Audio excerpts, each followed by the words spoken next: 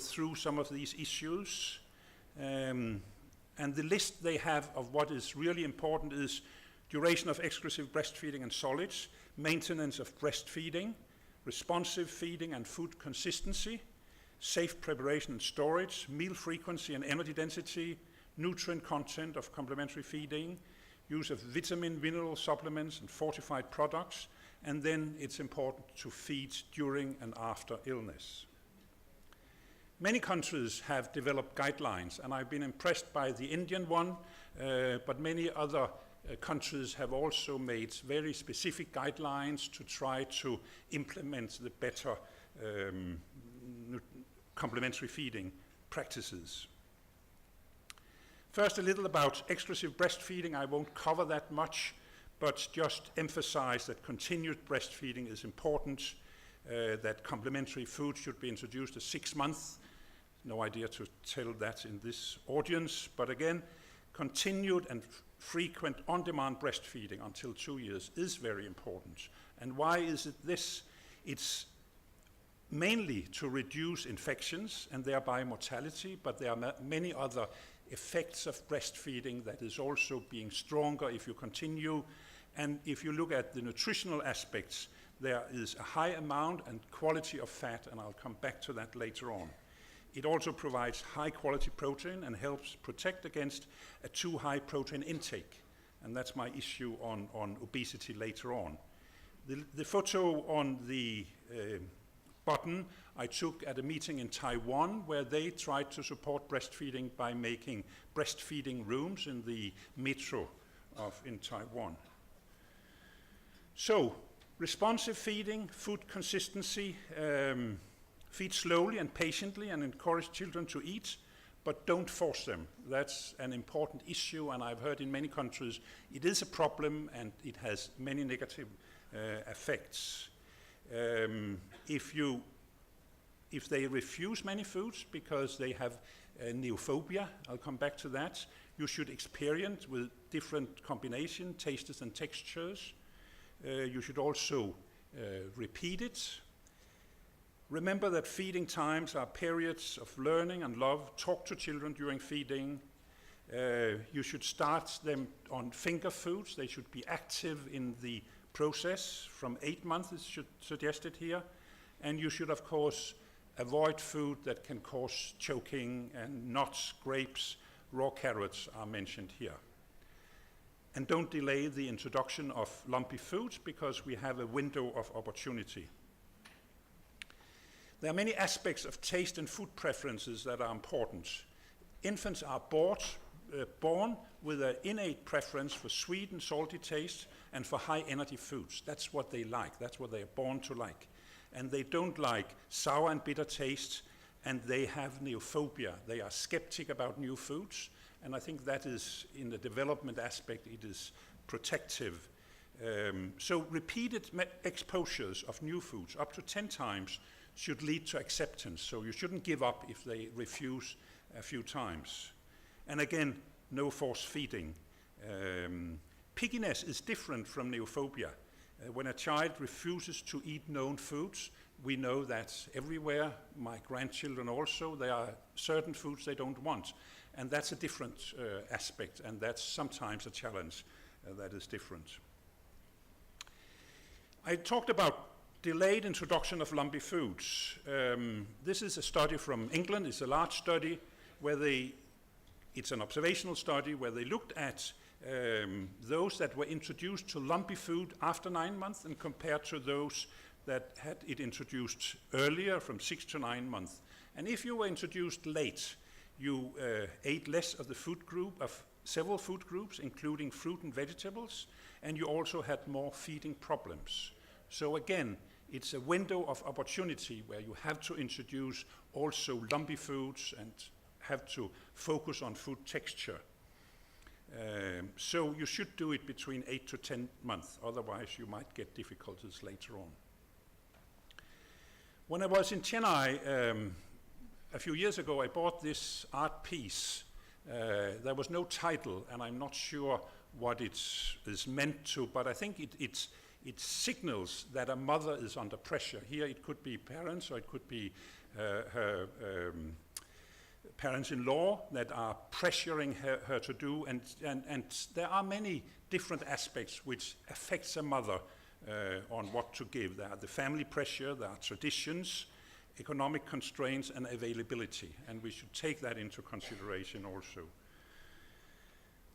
Baby-led weaning is a tendency that has been, for the last years, very common in Europe.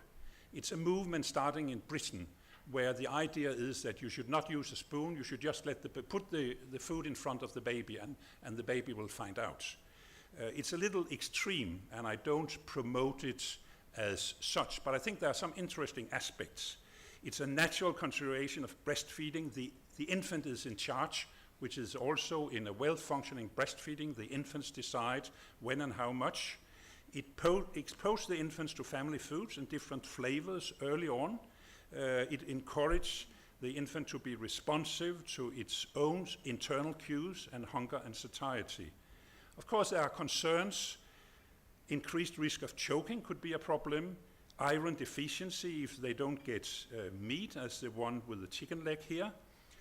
Inadequate food intake, especially if you are delayed development. You have to feed some children, of course. It's time-consuming, it's messy, and it includes food waste. But again, the active participating, I think, is interesting. Some of these photos are from Vietnam, where they are also being interested. There's a Facebook page there on active baby-led weaning. Safe preparation and storage of complementary food is another point, and I won't go into detail. It's obvious that it's important that it should be safe. But I want to say a few words about environmental enteric dysfunction. I was at a meeting in the International Atomic Energy Agency recently, where experts on these aspects were discussing the extent and what we can do about it. You might ask what the Atomic Energy Agency has to do with this, but they are doing a lot within their program for Atoms for Health, which of course has to do with isotopes, but also they cover some more general aspects. And Crane and co-workers have made a very good review that came out recently on environmental enteric dysfunction. It's inflammation, reduced absorptive capacity, and reduced barrier function in the intestines. In some population, it has been shown that 50 to 95% of young children are likely to have EED, many without symptoms. And this could be a main cause that not all infants are growing well. Because of a lot of pollution, infections, the gut mucosa doesn't work optimal. It's often associated with stunting, and the causes are poor sanitation, environment conditions, gut infections, micronutrient deficiency might also decrease absorption of some of these other nutrients. But a conclusion from the meeting was that it's an important area, but we need to know more about the specific causes, and the treatment is unclear up to now. So I'll talk a little about energy density and bulk, which are important issues, and I'll come back to the oranges later, further down. Small infants eat only small amounts of complementary foods, perhaps when they start a few hundred, 100 or 200 grams, but they eat a lot compared to their body weight if you include the breast milk in that. The intake of a 12-month-old infant is typically 12% of body weight per day. If you try to calculate how much you should eat, if you should eat 12% of your body weight, you would have to eat the whole time, and you wouldn't be able to accommodate it. So they have a challenge. And that's why energy density is so important. If it's low, they have no chance of accommodating all the food they need. Because their stomach capacity is around the size of an orange, and that's also the reason you have to give them many meals. And again, if energy density is low, the infant cannot eat sufficient amounts even if they are giving it. We had in the 70s in Holland a trend that some well-to-do families were giving macrobiotic diet.